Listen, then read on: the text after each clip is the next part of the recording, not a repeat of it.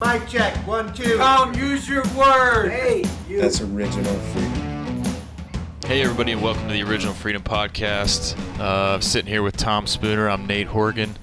Scott is off for the week, out enjoying California. Coming to you for this episode, on a special time for really everybody in our country as far as Veterans Day and kind of around the weekend and leading up to it.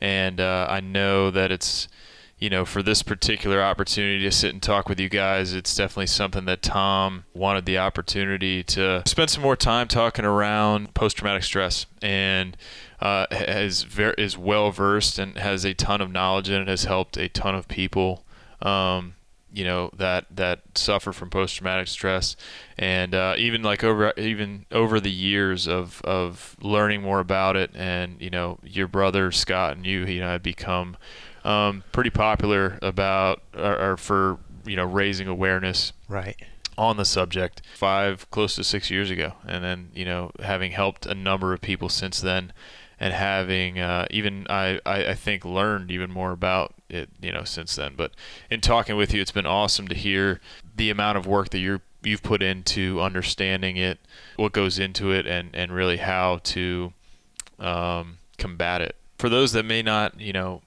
have gone back and followed you guys through you guys' NRA piece, right, which I'd recommend everyone going and checking out, through NRA.org, I believe. Yeah, it's Patriot Profiles is where you find it, and then the name of it with Scott and I is called Forward March. Forward March, right, yeah. Right.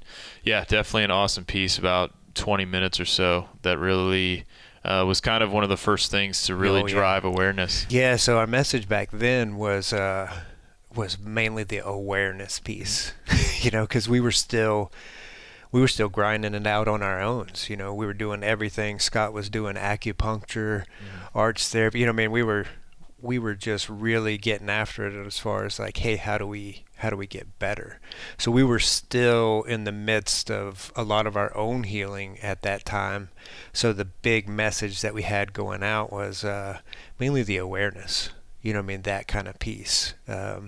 Like you said, 6-7 years, whatever it's been later now that awareness has changed into rehabilitation, recovery, living, that kind of aspect of it. Just like it always goes back to training, right? Anytime you're in training, it sucks. If you're in good training, it really sucks, and you're just trying to get through it and do the best you can and thrive in that kind of environment.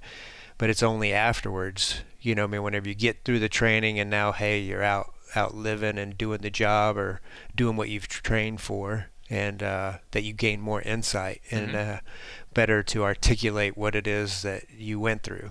Gotcha. And so that, back to your point of the original message was about awareness, and now after all that time, because awareness without action or solution, is not the best. So what about the awareness piece? Kind of what were you guys trying to make people aware of at the time? What we were trying to make people aware of at that time is that is really what happens to the combat veterans, not just individually, but in that one we had our families in there and stuff, and so that's what we were trying to do, is like, hey, aware of the struggles that go on with combat veterans and their family members. I think that would be like the main push that we were trying to do.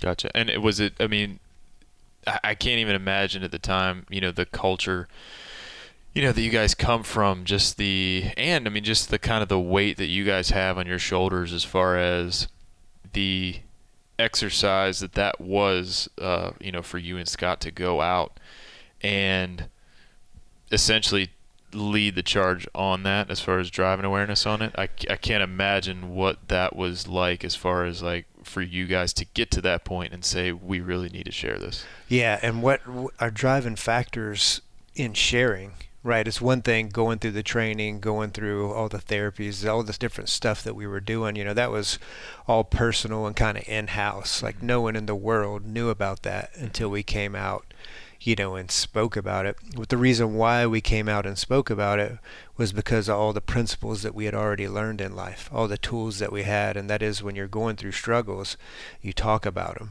You know what I mean? And then always being of service. It's like, hey man, if we're sucking this bad, how many thousands of other folks, are out there also. So part of the tools that we learned in life is like, hey, how you make a better life for yourself is try to be of service to other people. You know what I mean? And sharing honestly, what's going on. So it was because of our previous life experience that drove us into, hey, we identified the problems in ourselves, we identified the problems in our community, unacceptable at a personal level, and then at a team level as far as the whole community. And it's like, yeah man, we're not just going to be quiet about this, because that's when we found out about the veteran suicide rate, which wasn't known really at large scale at that time. And that's what drove us into kind of coming out and talking about it. It's like, hey, number one, we had to for our own personal growth, and then secondary, it's like, hey, man, like there's too many guys suffering and gals suffering in silence out there, and just dying alone. Like, not okay. So what else kind of went into, because I know there's a large piece of this too that is research based, as far as, you for yourself, just learning more about it, or even comparative ways that the brain works and that kind of thing. What have you put into kind of really learning more about what, PTS is?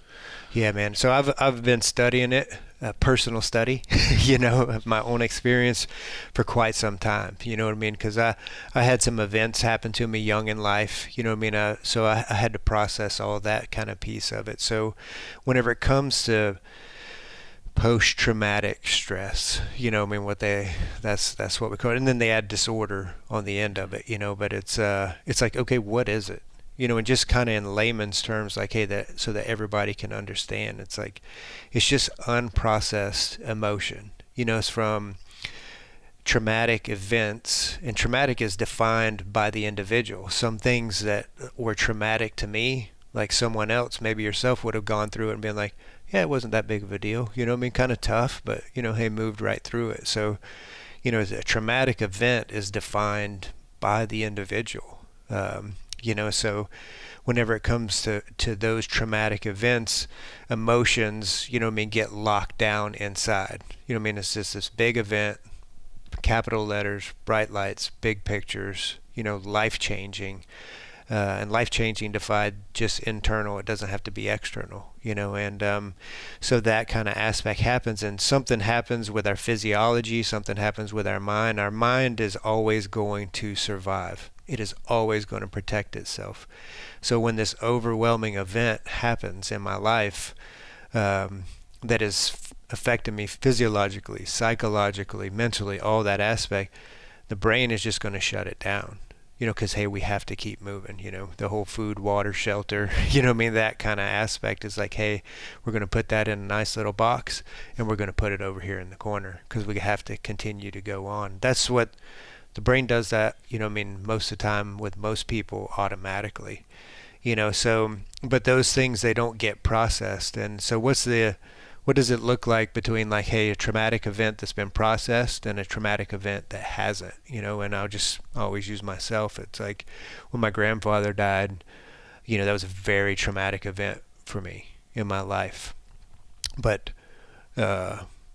what that looks like processed is like, hey, I go through all the emotions, talk with the family members, we talk with them, I kind of make it make sense in my mind. Hey, I make it all make sense, and I process that, and if someone mentions my grandfather, and I can talk about it, and yeah, we can share about old times, we can laugh, we can cry, you know what I'm saying? It's free to have a conversation about that.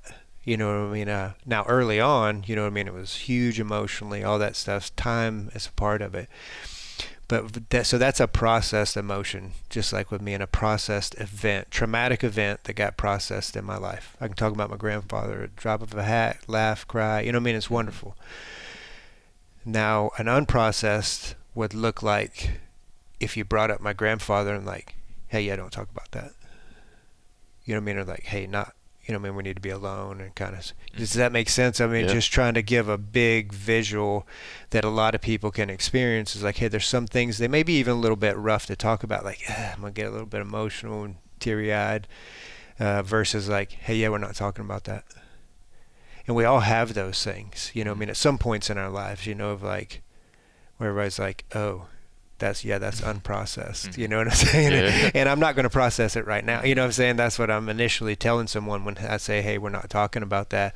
I'm saying, hey, it's unprocessed, and I'm not going to process it right now with you. You know, and the thing about with some traumas and how deeply they affect people, that's where psychologists come into play. You know, PhD, good psychology, you know what I mean, kind of deal. It's just like kind of surgery, you know what I mean? You wouldn't go to, you know what I mean, a non-surgeon to do surgery. You know?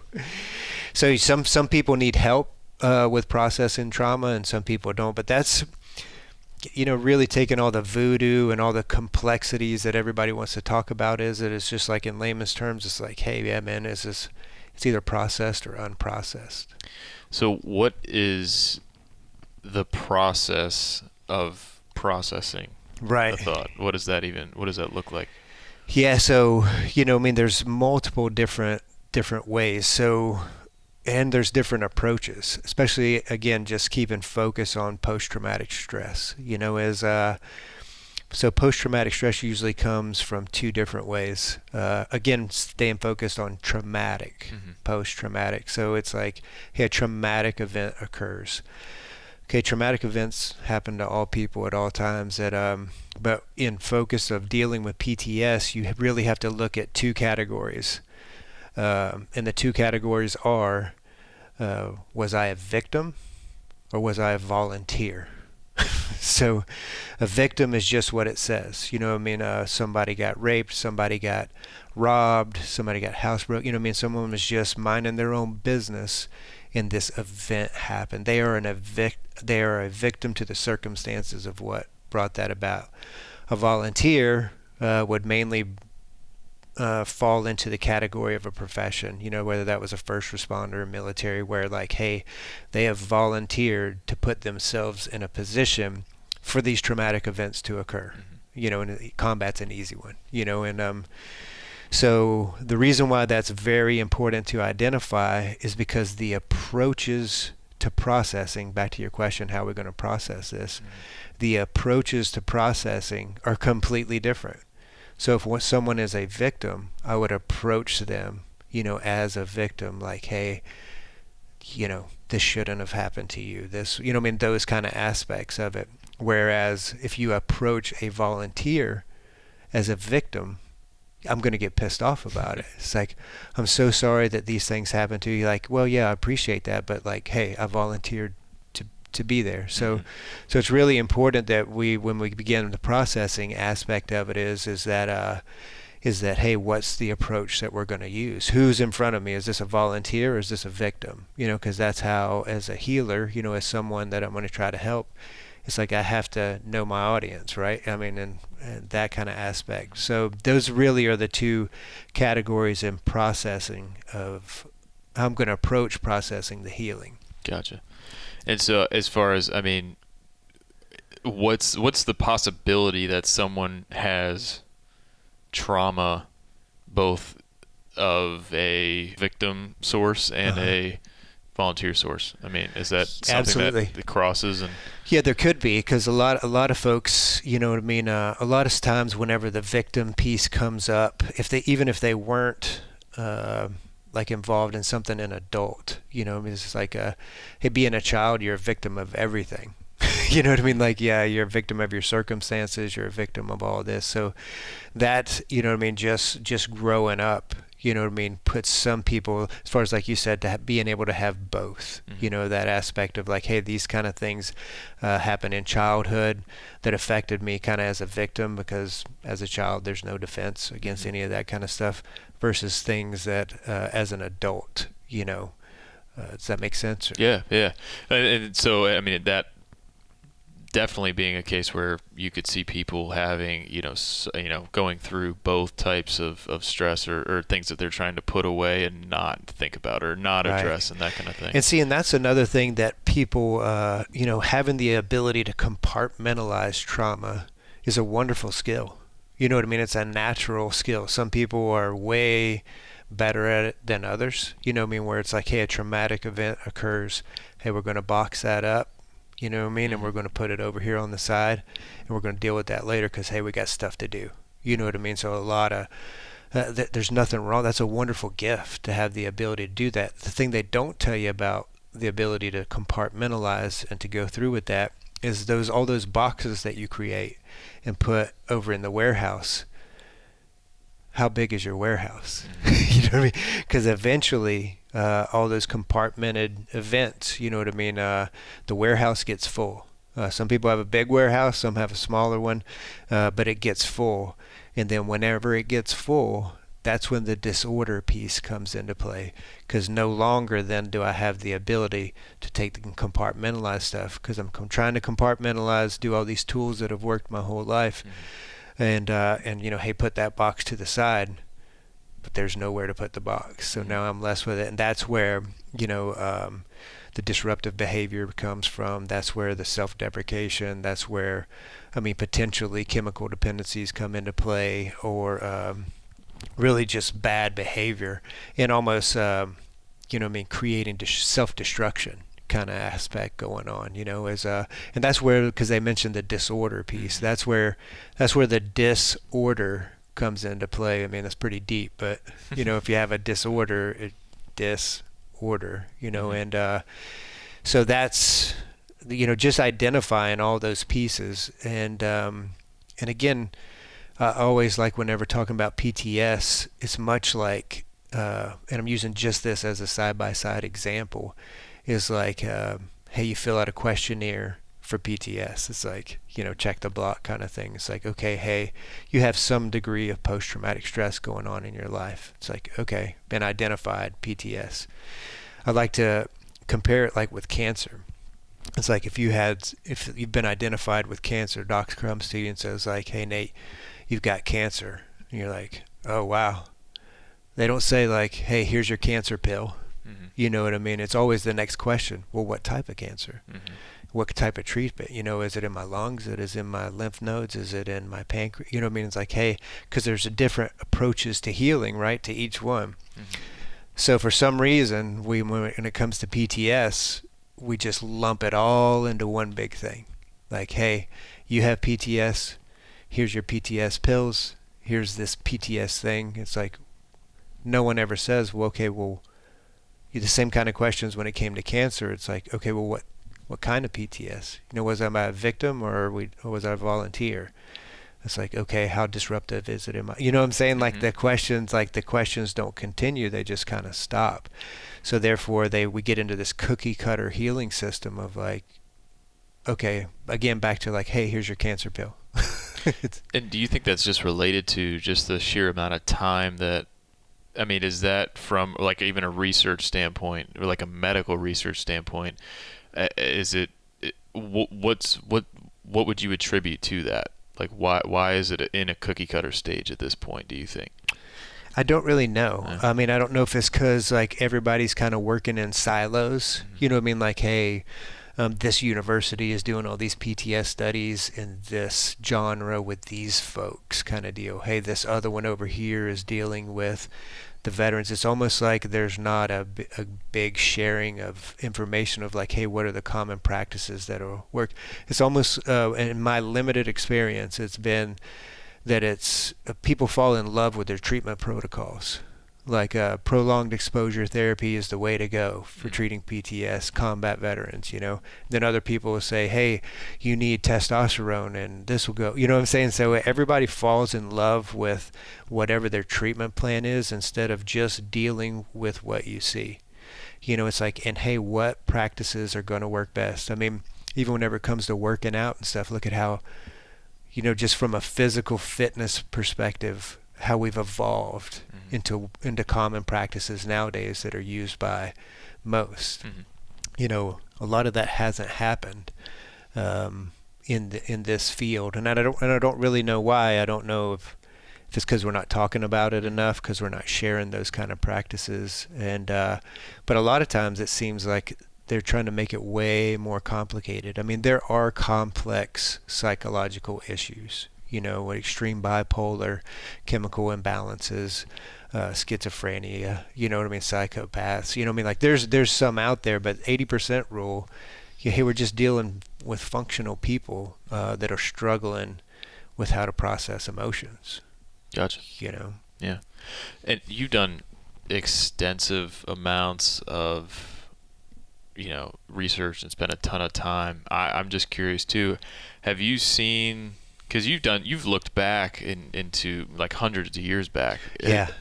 Has PTS been something that's been, something that soldiers have dealt with dating back since there's been war? Yeah. Or is that something that it's been more recent? No, man, it's been forever. And that was part of my journey, 2010 and 2011, just my personal journey, because I am, by nature, I'm wired like a fact finder. Like I want facts, you know what I mean? Because I can wrap my brain around them and everything. And so whenever I was going through this, it's like, man, okay, I was going to cognitive therapy, psychological therapy. I mean, I was doing all the things that I needed to be doing, and it was working, it was good, but I'm an all-in guy. I mean, you know it. So I'm just like, hey, what more can I find out about it? And initially I found out in this book called War in the Soul by Dr. Edward Tick. He wrote this book, and I found this book there at work, and I was like, but what attracted me to it was on the front of it was the cover of this guy with post-traumatic stress, like Vietnam time frame. It was this iconic picture, at first, so that kind of attracted me. It was like War in the Soul. Okay, that sounds like it might fit, and I started reading it. And in the short version of it, or I try to keep it as short as I can, is this doctor was he was a psych, in like in the 70s, and with all these Vietnam vets and in the VA system.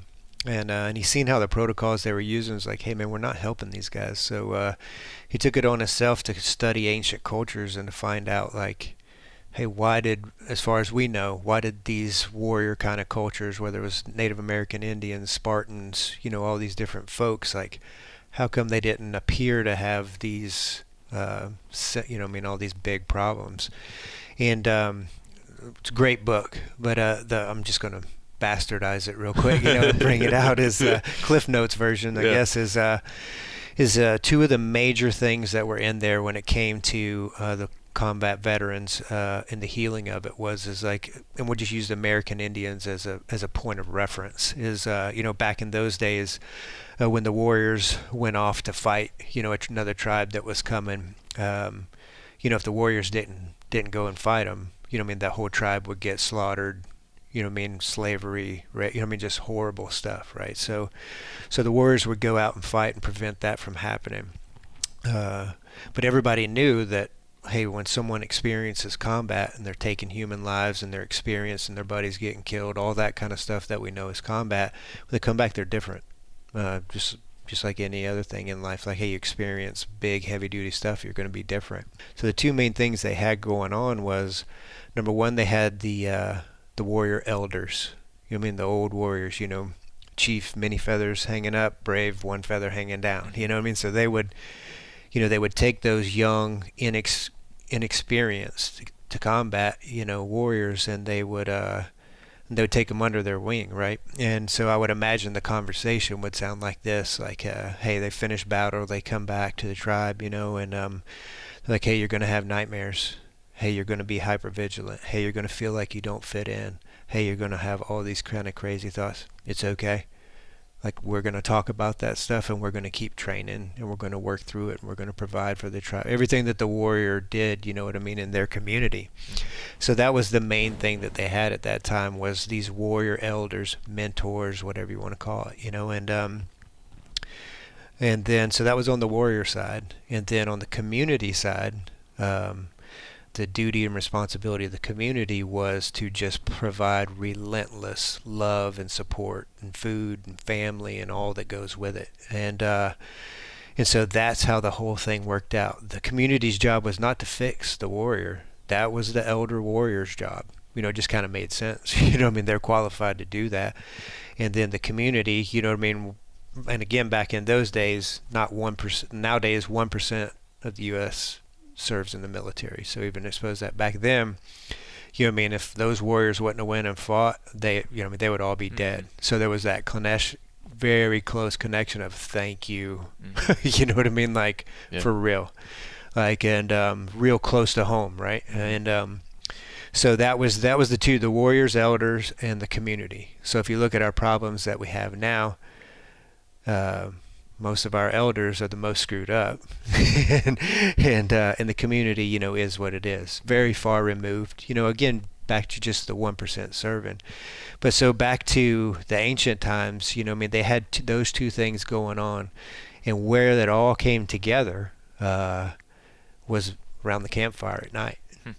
Right? I mean, they have TV, they have internet, all that stuff. So what they did for entertainment and their history and teachings is they got around the fire at night and they told stories, right? The warriors told tragic stories, stories of heroism, funny stories. What I mean? That's where everybody got together, and that's where, the burden that the warriors obtained from receiving, from going into combat, got shared with the community in which they went and fought for. So the key element in my, not in just in my understanding, but in my experience, the key element is that a warrior cannot heal without the relentless love and support and understanding of the community in which they fought for. Like veterans helping veterans, hey, that's great. There's no healing. And what I mean by that, and this is the experience, let's say me and you are combat veterans. So my cup is 3/4 filled of combat experience. Yours is 3/4 filled of combat experience. I'm having a rough day. I'm like, hey, Nate, I'm kind of sucking. Come on over. And he's like, on my way. You come to the house. We sit around. We talk. Maybe we don't. You know what I mean? We just hang out. And then, so what I'm doing is I'm dumping some of my stuff that's bothering me into your cup. But you only have a quarter left. You know what I mean? You don't have a lot of room, but you take it. And I feel better. And then you go back home, and it's like a month later, you call me, and it's like, hey man, having a rough day. I'm like, hey, on my way. Come, we hang out, do whatever. Kind of let it ride. You pour some back in me, and then good. Yep, I head back home. So relief occurs in me and you sharing, and combat veterans experience sharing, but no healing, right? No healing. The only way that healing occurs is that now we introduce a member of the community who has zero combat experience, right? Their combat experience cup is empty. So whenever we share those kind of stories, that are really bothering us on the inside, and I pour some of that into their cup, 2%, 5%, whatever, just a little bit, into that cup, they leave with it. Like they can handle it because they won't need to give it back to me. It's forever now theirs, and now my cup has lessened. So that was all theory, right? That was all the stuff read at a book, all those different things, and then it's like, okay. Smart guy, meaning myself, is like, now it's time to put it to the test. And so hey, does this theory, so I had all my facts together, all this course of action of like, wow, it's like, hey, will this work in current day? And again, none of that was anybody's new understanding, like, hey, that's what ancients did. You know what I mean? It's like okay, so it's time to put it to the test. So 2012 time frame in a cave out at Rock Castle, Kentucky, Rock Castle Shooting Center, with our buddy Nick and Nate Noble. We did the first, what we called at the time, the veteran experience. And I was the number one guy, because I had all this information. I got to go first, And so what we did is we went down in this cave, and I was terrified of doing this, by the way. Because I'd never allow, back to unprocessed emotions is, any time that wartime stuff or those big traumatic events, unprocessed start welling up inside of me, they get about to my throat level and push it back, lock it down, You know what I'm saying? Like, dry it up, let's go, you know. And so I'd never really fully experienced what that would be like, because I never knew, you know, hey, would I get violent? Would I just get like weepy? Would I go fetal in the corner? You know, I mean, I had no idea. I'd never allowed myself to feel that story, you know. And so I had it all set up. I had a couple of buddies of mine, Brian and Larry, you know, cage fighters, had them sitting next to me. It's like, hey, if I get up, man, just lock me down, because I was really afraid, man. And so in the audience, we had trusted members of the community, you know, that we had. Scott and I were doing a fun and gun with folks, you know, and we were just going to do this experience. So how we set it up was we read an award that I had gotten, you know, and it said, hey, yeah, that award is true and proud of it, all of that piece. Y'all have heard this before. You've news, movies, all that kind of stuff. It's like, now I'm going to tell you the rest of the story, you know, and the part that's not in this award. And which was always the loss. You know, it's never about like me or the combat veteran. Oh, I did this, and the killing and the horror and all.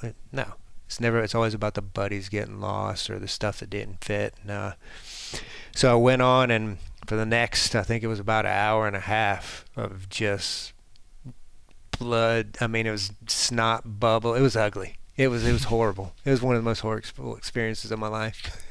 But it was. But again, we were proofing this technique. You know, you got to proof it. And so I did it. You know, and I ran through it. And there's rules of engagement. You know what I mean? It's not a Q&A or anything. It's just, hey, the members of the community are there to receive the story, and that's it. You know what I mean? And whenever I start talking, I start. Whether it's 5 minutes or 5 hours, like, hey, that we're going to go. So it was about an hour and a half, and so I finished getting out whatever it was I needed to get out, you know, about that story, and we left the cave. And when we left the cave, come up and out of the cave, you know, we had a bonfire going. Had some drinks there for the folks, and just, you know, had music going. So, hey, we just kind of left everything down in the cave, that experience, and kind of transitioned back up into living, you know what I mean, back into that way of life. And so we did it, and it worked. So at the end of that experience, again, it was horrible. You know what I mean? Again, I shared things that I had never shared in full. You know what I mean? When I say in full, meaning like I felt them. Like I had verbalized them to a psychologist. Mm-hmm. You know what I mean? I had, you know, verbalized and done different techniques, but I haven't really sat down with other human beings and like, hey, this is what happened to me from my perspective. And through that process, you know, and all those feelings of all those emotions, that was processing. That was one technique, you know what I mean, of processing it. And then afterwards, we came back up out of the cave, engaged back in life. Mm-hmm. And, you know, I mean, of course, there was a lot of really quiet stuff, you know what I mean? Because they were mainly feeding off of me. Like, okay, 1 minute you were just down there ripping your soul apart, you know what I mean? And all this, like, hey, how are we supposed to act like him? And so it was on me to like, hey, I'm okay. You know what I mean? Hey, we can have fun. You know what I mean? Like we can. So it kind of lightened up, and everybody was good. But you know, they'd never heard anything like that before, because veterans don't ever talk about like that, that stuff. And so that was the first one, and it was good. And it was like, okay, well, one time is just one time, you know. And so, but I needed to get the. My experience was it was healing. I mean, I knew it was. I mean, I wasn't like great afterwards, but I could tell something had happened, and I was a little bit lighter. You know what I mean? And I had told this story, you know, and so then it was okay. What was it like from the community member perspective? And so I had a good buddy of ours at the time, Jeremy Parker, and his wife Miranda. You know, they were there. It was a couple of days later, you know, I asked him, it's like, hey man, what was it like, you know, being a member of the community? Because Jeremy is not, you know, he was a combat veteran and an amazing 3-gun guy, awesome dude. You know, he's my friend, so he's being honest with me. And he said, He's like, well, to be honest, I'm a little bit pissed off about it. I was like, what? I wasn't expecting that. And he said, yeah, man. I was like, well, what do you, okay, do tell. What do you mean? And it's like, man, it's like you infected me. And it's like, okay, all right, what do you mean? And it's like, so the story is that he went back to his company, and we had asked the members of the community that are there. It's like, hey, we want you to talk about this experience and the why that this experience occurred. But we actually leave the details of the story, in the cave, or with themselves. Hey, those are just personal to you. So leave the details out about the story, but talk about the experience. So Jeremy, being a, credible friend, is going to be like, all right, Tom Scott asked me to do this, like, I'm going to do it. And so he said he went and gathered around some of his employees, and he's going to talk about the experience. And as soon as he started to talk about it, he started getting choked up. And Jeremy's not a guy that gets choked up easily, and so he kind of got it back together and tried to continue on, talking about it, and couldn't, just kind of send them on their way, and upset at him. He was upset, but I was like, that's where it went back to, like, hey, you infected me, kind of. So just like what that proved out is that just like the combat veteran, that experiences combat is forever changed. The community, members of the community that hear those real heart-wrenching stories, about the human experience of it, they too are forever changed. So that's how that burden truly gets shared, because everybody gets emotional at a emotional story. You know what I'm saying? But then you go on with your day and, like, yeah, whatever. Very few times are there things that is like, okay, that changed me. Like, I can't even begin to talk about it without getting teary-eyed again. Like, how does that happen? And it's through that process that happens. So what I've done, I've got a 3-day story, that I've told 10 times now since then, over the years. And each time I tell it, I can get a little bit further in the story. The parts that used to just lock me down and, like, okay, I'm getting ready to talk about this one part, it's going to freaking crush me. It didn't crush me. It was emotional, as it always is supposed to be, but it went, so I could get deeper into the story, deeper. And the end goal is that, okay, what's the point of it? The end goal is that eventually it just turns into a story.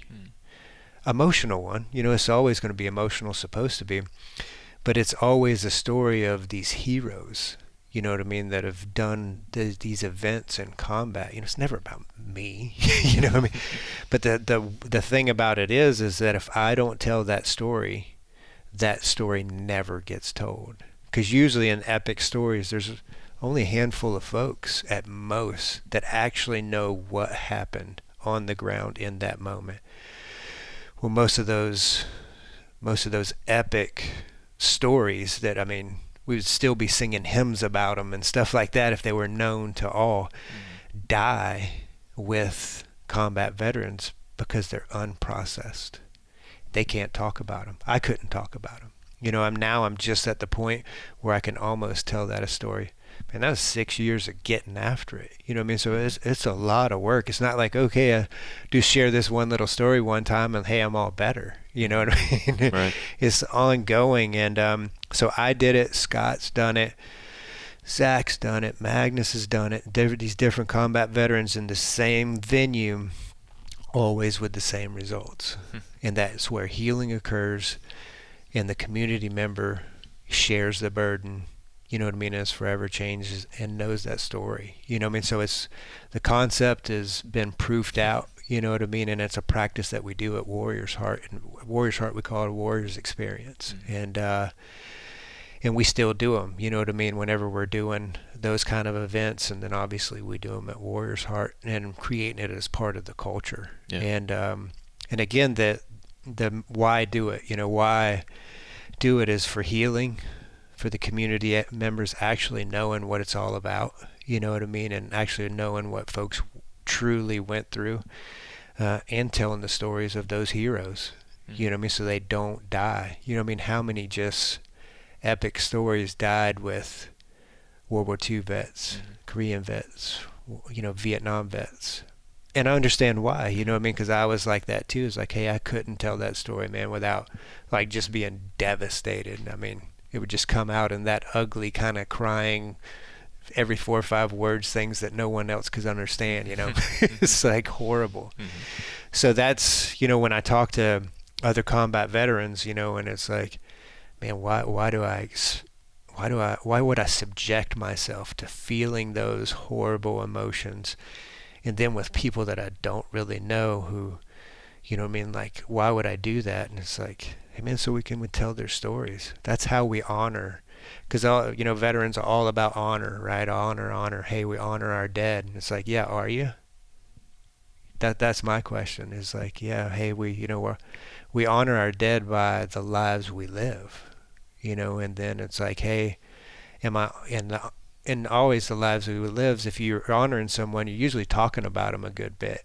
You know what I mean? Like, so hey, am I doing that? And it's very difficult. You know what I mean? I'm not putting that on, hey, just start telling your story, man. It's like right. But there's a purpose for it. You know what I mean? Because otherwise the story dies with you. How dishonorable is that to the memory of those? So. Then only veterans can say that to other veterans, Right. Yeah. That's again part of the warrior elder kind of piece, and by default, I'm a warrior elder, you know what I mean? Because I'm still alive and and trying to get after it. By default, I'm one of the guys, and not self-proclaimed, just there. It's just facts. It's just a fact, yeah. One of the things I love about the Rockcastle stories are the concept of the cave itself, and I know that's big for you. I know you're a big cave guy. So the practice of how that happens, in such an intimate setting, and then after the experience itself and everyone kind of goes outside and has your kind of gathering and that kind of thing after, it has kind of like a reborn sort of effect, and that you're kind of coming back out into the world, and not that you're not burying something, but you are coming out and back into the world, different than you were when you went in and before the experience itself. Absolutely. And like you said, from a visual, from a physical perspective, you know what I mean? And we do that. Obviously, the cave is the perfect piece. You know what I mean? That is just Rockcastle. That's the perfect one.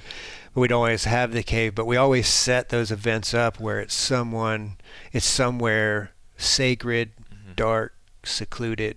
You know what I mean? And there's always a transition, meaning a physical. Like, to your point, it's very important to have, you know what I mean? Because that's a really raw, you know what I mean, setting. So it's important to have all these factors, in these tactics and techniques is to maximize those events. But absolutely, you know what I mean, having that physicality to it is very important. Gotcha. And just as kind of we come to a close with all, with this really important episode and content that you've gotten to share, what would you leave people with as far as even members of the community, members of, the veteran community? What is it that you would, kind of leave people with at this point? So with the veteran community, the message would be that if you're struggling with things in your life as relates to post-traumatic stress, there's many ways to get help. And when I say help, meaning like, hey man, you don't have to tank out. You can identify the problem early on, and there's many different non-intrusive methods to do that. So with the veteran community, like, hey, if you need help, seek it. Also, with the veteran community is like, hey, there's a lot of guys that don't need help. You know what I mean? They have these abilities to process stuff on their own and be okay with what other people think is traumatic, and they're probably struggling with it. You know what I mean? They may not be. You know what I mean? So obviously if there's no work that needs to be done, not everybody has to do it. And then with the veteran community, the one thing that I would really want to change the narrative on is that everybody always says, hey man, if you need something, reach out, right? Hey man, why don't they just reach out? Like, hey, reach out. Okay, so I'm speaking specific to the combat veteran community right now, and that is that, and I always use myself, right? It's like, okay, the selections, the schools, all the different things that I've been through prove two things. They prove a lot of things, but we'll just stick with two. And the two main things that by completing all that different stuff is, number one, I'll never quit. Right? Number two, I'll never ask for help. Right? That's all those schools and all those things verify that at a DNA, at a cellular level, like, hey, I'm not going to do it. So as a veteran and one of those guys, how does that make sense for me to say, hey, bro, if you need help, reach out? Mm-hmm. That's not going to happen. So you know what I'm saying? So it's like, hey, the narrative needs to be like, hey, yeah, don't ask your brothers to reach out to you. You should be constantly reaching out to your brothers. You see, I mean, it has to change. You know what I mean? We have to change that piece of it. Like when I find myself saying to someone, hey man, if you need something, let me know. Now, there's an appropriate time for that, if they're not struggling too bad. You know what I'm saying? If they're like, hey, just normal me and you, it's like, hey, Nate, you need something, let me know. And you're like, okay. But if I know that someone is not in the greatest of places and I say, hey, if you need something, reach out to me, I know that I'm wrong. I should immediately translate that in my head, like put it on my list, like, hey, yeah, I'm reaching out to Tom. You know what I mean? I'm checking in. And that's what we did in the military too, so that's one of the big things that I would say as far as on the combat veteran aspect of it is like, hey, it's all about living, man. It's about like, hey, how do I enhance my life? Attack the civilian life the same way that you attacked your military life, learning, training, being all that you can be and all that stuff. And the community, the community is the big thing with them is just like, hey man, just again, reach out. And when I say reach out, it's like, hey, you don't have to be a part of a cause. You don't have to be like join all these things. Hey, if you want to, that's great. There's a lot of work that needs to be done. But like everyone out there, for the most part, has combat veterans in their community. They have veterans in their community, whether it's in their gym, whether it's in their church, whether it's in their neighborhood, whatever it is. It's like, hey, go offer to have a cup of coffee. Like, hey, gonna take you to lunch. Hey, have a conversation. It's like, reach across and say like, hey, not try to fit, again, back to the community. It's not job to like get into anybody's business. Not saying like, hey, have deep dark secrets, and be a psychologist for them. It's like, no, just offer human kindness. Just offer companionship and like friendship. It's like, hey, appreciate what you did for me and my family, and I'd like to buy you a cup of coffee. Mm-hmm. Have a conversation. Would you like that? And that's very disarming to veterans, because you get some veteran that's wearing some veteran T-shirt, you know what I mean? And it's like big beard, you know what I mean? Acting all veteran-like. and for a community member, meaning a civilian, to come up to him, it's like, hey man, thanks for what you've done. And I really would just like have a cup of coffee and, I don't know, get to know you a little bit if you'd like. That's disarming as hell. You know what I mean? And be like, well, okay, Yeah. But anyway, that's what I'd like to leave with both members of it. You know what I mean? Of just like, hey, just get involved. Just be a human. Awesome. A great close to another good session. Of the Original Freedom Podcast. As we wrap this up, check us out on Facebook, Twitter, Instagram, LinkedIn, YouTube, Apple Podcasts, wherever podcasts are. Like us, share our stuff, comment below. Please give us some feedback. And for Tom, I'm Nate, and we'll see you next time.